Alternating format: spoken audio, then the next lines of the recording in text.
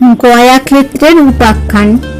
রাজা বলে, কহ শুনি গঙ্গার নন্দন, কি করিল পরেতে কৌন্ডিন্য তপোধন।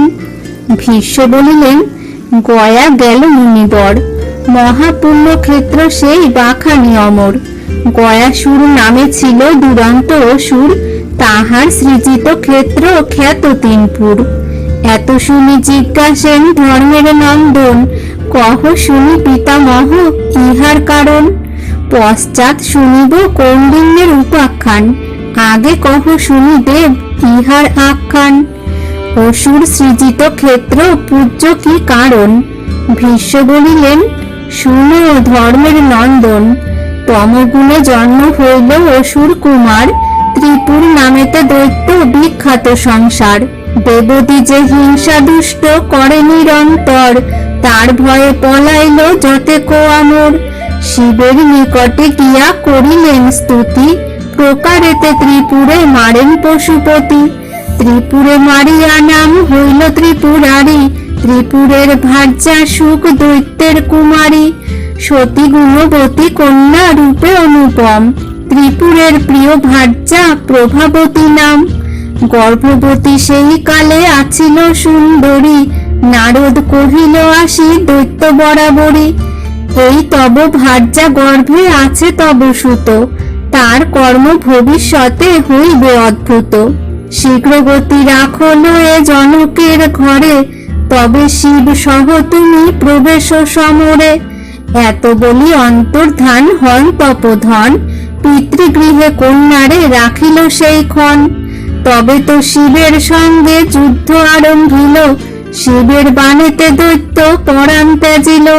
পিতৃগৃহেতে কন্যা প্রসবিল যে নন্দন, গয়াসুর নাম হলো বিখ্যাত ভুবন। সর্বশাস্ত্র বিশারদ হয় মহাবীর, তাহার সমরে দেবগণ নহে স্থির। একদিন গয়াসুর কোন কর্ম কইল, বিরলে বসিয়া জননীরে জিজ্ঞাসিল।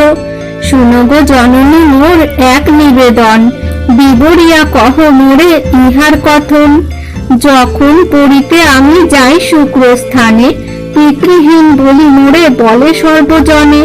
কহ তো জননী শুনি পূর্বের কথন, কোন বংশে জন্ম মম কাহার নন্দন। পিতৃহীন সুতের অসুখী সদা মন, জলহীন নদী যেন নহে সুশোভন। চন্দ্রহীন রাত্রি যেন পদ্মহীন সর, পিতৃহীন সন্তানের তেমতি অন্তর।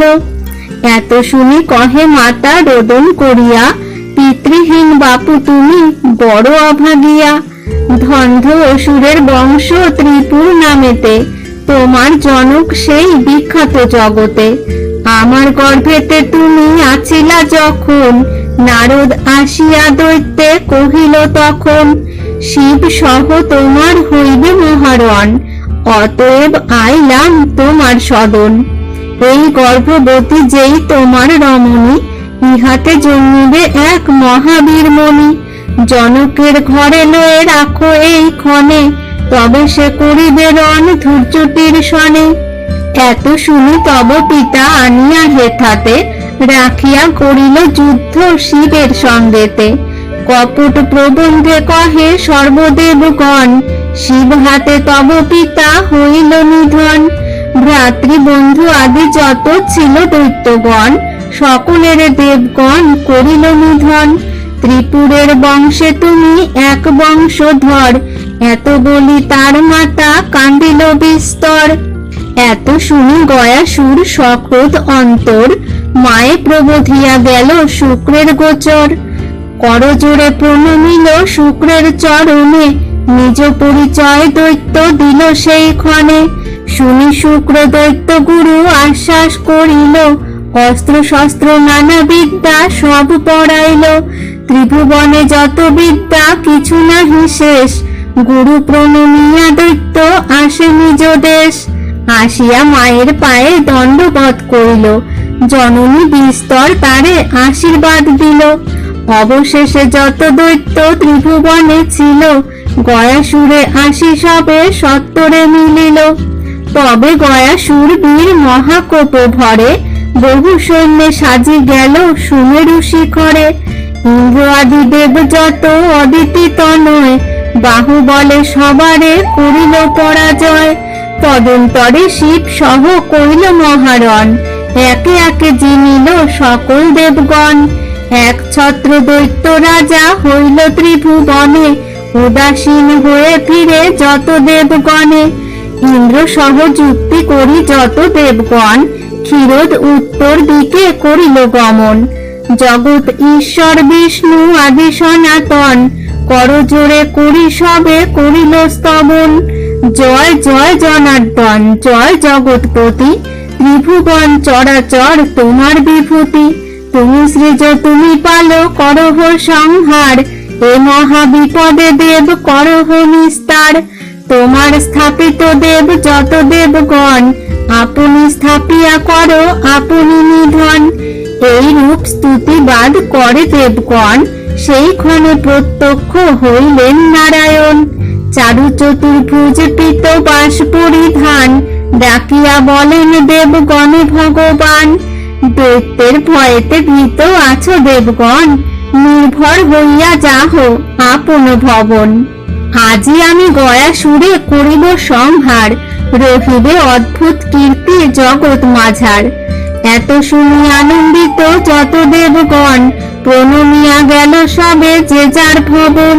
সত্তর গেলেন প্রভু যথা গয়াসুর, সাজিল মহেশ যেন মারিতে ত্রিপুর। নানাবিধ দিব্য অস্ত্র লইয়া প্রচুর, সংগ্রাম চাহিল গিয়া যথা গয়াসুর। শুনি গয়াসুর ক্রোধে হইল বাহির, গোবিন্দের ডাকিয়া বলিল মহাবীর। জগতের নাথ তুমি ঘোষে সুরাসুর, দেবতার বিবাদেতে মজিল ত্রিপুর। ত্রিপুরের পুত্র আমি বিখ্যাত জগতে, সহজে বাপের বৈরী দেবতা বোধিতে। সমতায় মম সহ যুঝিবা আপনি, মম কীর্তি রহে যেন যাবৎ ধরণী। এত বলি দিব্য অস্ত্র করিল বাছনি, হাসিয়া নিলেন অস্ত্র দেব চক্রপাণি। শেল শূল শক্তি জাঠি মুসল মুদগর, পরশু ভূষণ্ডী গদা আদি অস্ত্রবর। নিরন্তর ফেলে দোহে দোহার উপর, এই রূপে হইল যুদ্ধ শতেক বৎসর। কেহ পরাজয় নহে সম দুই জনে, ভাবিয়া ডাকিয়া দৈত্য বলে নারায়ণে। তোমার সংগ্রামে তুষ্ট হইলাম আমি, বর ইচ্ছা আছে যদি মাগিলহ তুমি। হাসিয়া বলেন হরি, শুনো দৈত্যপতি, মোরে বর দিতে তুমি ইচ্ছা কইলা যদি। এই বর দেহ মোরে দৈত্যের ঈশ্বর, কভু হিংসা না করিবে দেব আর নর। পাষাণ শরীর হয়ে থাকহ শুইয়া, অঙ্গীকার কইল দৈত্য প্রাক্তন সরিয়া। শুনি আনন্দিত হইলেন নারায়ণ, মোরে বর দিলা তুমি দৈত্যের নন্দন। মোক্ষ বর মাগিয়া লইবা মম স্থানে, তব কীর্তি রহে যেন এ তিন ভুবনে। এত শুনি হৃদয়ে ভাবিয়া দৈত্য বর, প্রণমিয়া গোবিন্দেরে করিল উত্তর। যদি কৃপা আমারে করিলা চক্রপাণি, ভক্তজন বাক্য তুমি পালিবা আপনি। পূর্বেতে নারদ যে দিলেন উপদেশ, সেই আজ্ঞা মোরে করিবেন ঋষিকেশ। এই ক্ষেত্র মধ্যে মম যাউক পরাণী, শিলারূপ হয়ে থাকি তব আজ্ঞা মানি। আমার মস্তকে পদ দেহ নারায়ণ, মম নামে ক্ষেত্র এই হোক সৃজন। গয়া ক্ষেত্র বলি নাম হোক ইহার, সুখে ত্রিভুবন লোক করুক বিহার। ব্রাহ্মণ ক্ষত্রিয় আদি জগতের জন, আমার উপরে যে বা করিবে তর্পণ। পিতৃলোকে পিণ্ড দান করিবে যে জন, সর্বপাপে মুক্ত হয়ে তারে পিতৃগণ। চিরকাল বৈশে যেন অমর নগর, এই বর আজ্ঞা মোরে দেহ দামোদর।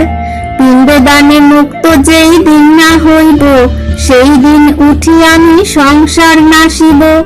ভাবিয়া চিন্তিয়া বর দিয়া নারায়ণ, দৈত্যের মস্তকে পদ করেন স্থাপন। অসুর শরীর হত হইল সেই ক্ষণ, আনন্দেতে নিজ স্থানে যান নারায়ণ। শিলারূপ হয়ে দৈত্য আছে চিরকাল, অতঃপর যে কহি সে শুনো মহিপাল। মহাভারতের কথা অমৃত লহরী, কাশী কহে অবহেলে ভব সিন্ধু তরী।